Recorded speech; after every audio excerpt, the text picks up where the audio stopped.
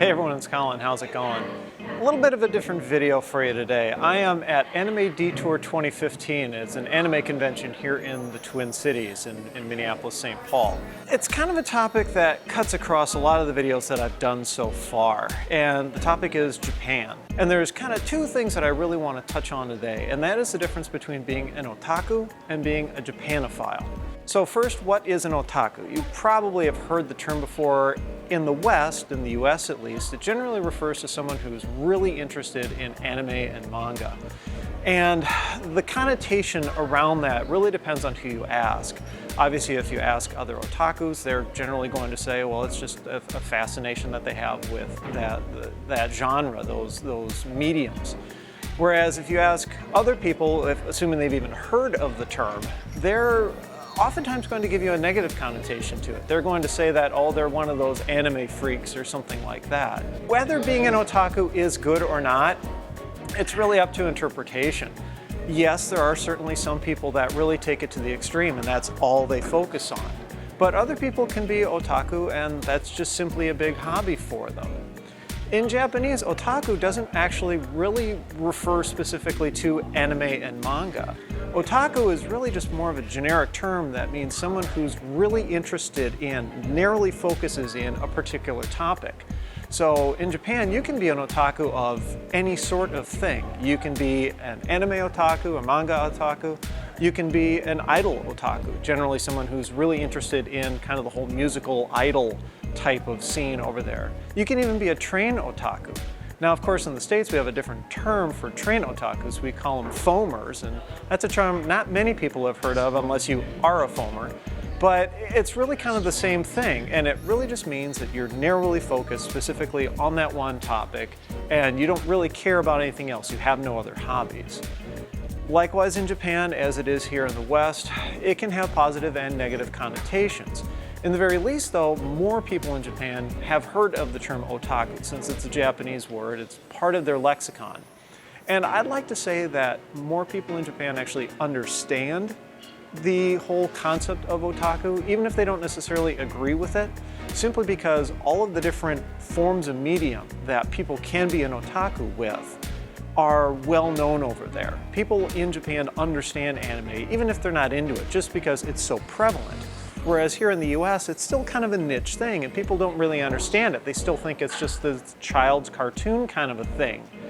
And they don't really realize that how advanced the medium has become. So the other term that we wanted to talk about is Japanophile. And in some ways, it's kind of the flip side of being an otaku. The way I see it, and this is where I'm interested in your insight and opinion, is that generally with otakus in the West, you're very interested in anime and manga, and you've got kind of a side interest in Japan, but it's not that deep. The language is cool, yeah, whatever. The food is cool, yeah, whatever. The music is cool, yeah, whatever. That sort of thing. But with Japanophiles, it's almost the flip side. Japanophiles are heavily interested in the language, the culture, music, art, food, that sort of thing. And anime and manga are just kind of one of those. You don't really have to be hardcore into anime or manga to really be a Japanophile.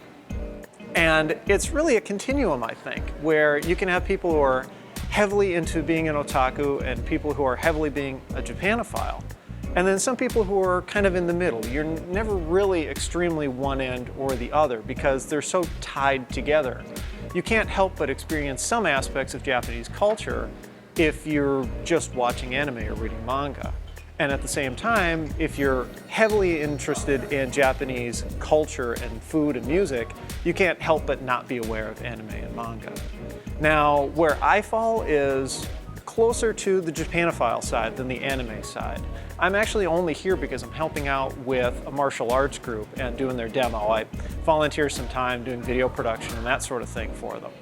Otherwise, I probably wouldn't be here because I do watch anime, I do read manga, but it's really more just because I appreciate the art form for what it is than it is because I'm crazy about it. I do have some favorite series, of course, but I don't watch it 24/7. That's not really my exclusive thing. I've got many more hobbies than that.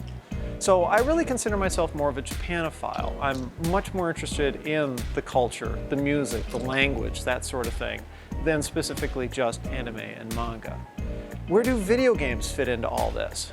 That's something that I'm still trying to figure out, and what I'm interested in your opinion on. Obviously, you can't play video games without having some sort of interaction with Japanese culture.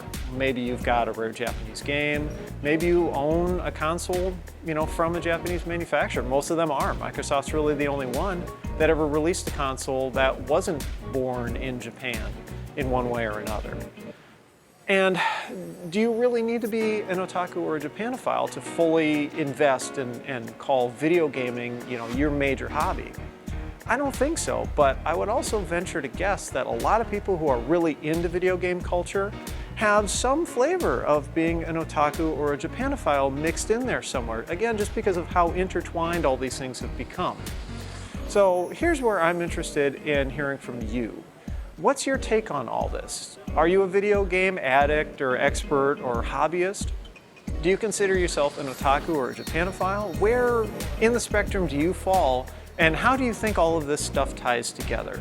Leave your thoughts down in the comments and let's continue the discussion down there.